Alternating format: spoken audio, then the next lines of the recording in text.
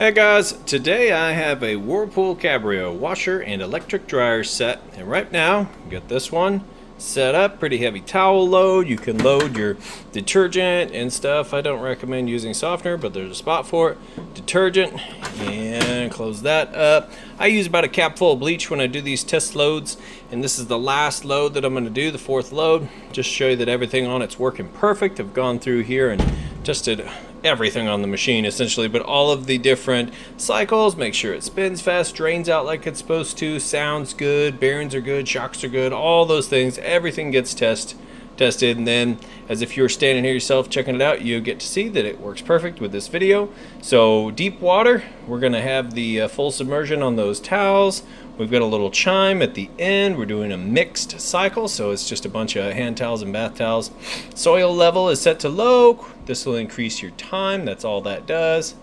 Just tells the machine how long to be in that wash cycle. Temperature just set to medium, so it's going to use the hot and cold actuator valves to bring the water in. Extra rinse, we're not going to turn that on. Pre-soak, we're not going to turn that on. So this will take about 50 minutes, and that's just an estimate. It could be a little less than that, could be a little more than that. I don't give those too much merit there, but typically if it says 50 minutes, it's probably going to be anywhere from 45 minutes to an hour, just depending on what you've got going on with your load in here. So we'll kind of take a look at this as it goes along. See, I might try to kill that light and see if it... Nope, that's worse. Anyway, you'll kind of be able to see here what's going on down in there. I'll come back and show you that it's got full submersion, doing a good job with the agitator plate on the bottom to mix the clothes up, that drains the water out and has a nice, fast, smooth final spin cycle once it gets rocking and rolling on that spin cycle.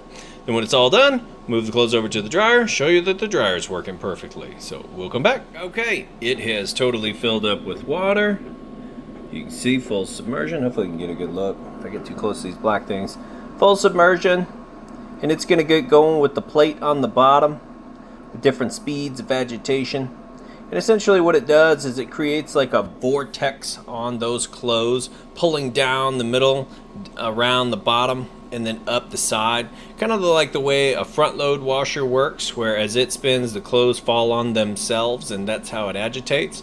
Same idea here, and you'd have much soapier water if you're using your HE soap. Like I said, I just used a little cap full of bleach. But yeah, so it's getting rocking and rolling here, and it'll stay at this for a while until it drains the water out. Then it'll fill back up with fresh water for the rinse cycle. So here it goes, already draining the water out. Then it's going to fill back up. So depending on what you set it on to, sometimes it can do this wash cycle twice.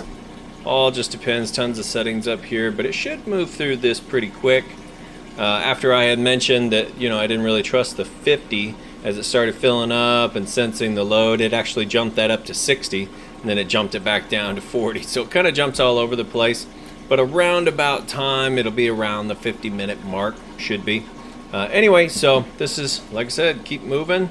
I'll get my fingerprints back off of here, and we'll keep moving with it, but you can hear the drain working. All right, back for the rinse. Full submersion.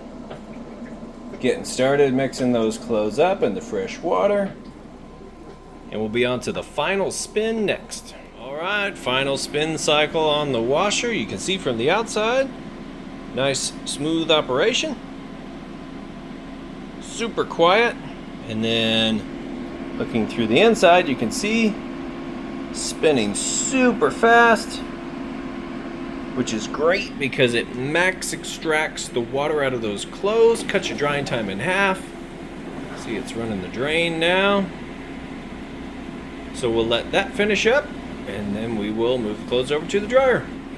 All right, now the washer's done. Cleaned out, king size capacity on these guys here. So it's good to go. Move over to the matching electric dryer. We've got it set to a mixed load. Normal, highest temperature setting, highest dryness setting. Of course, you could adjust more time if you needed. A few other features on there. You can pause, kind of take a look. Just about anything you'd want it to get dry, you can get dry. Delicates, even a no heat air dry cycle on there. Of course, it's got its little jingle at the end. It's been running for just a couple minutes, but I'll go ahead and show you. It's heating like it's supposed to. 73 degrees on top of the dryer.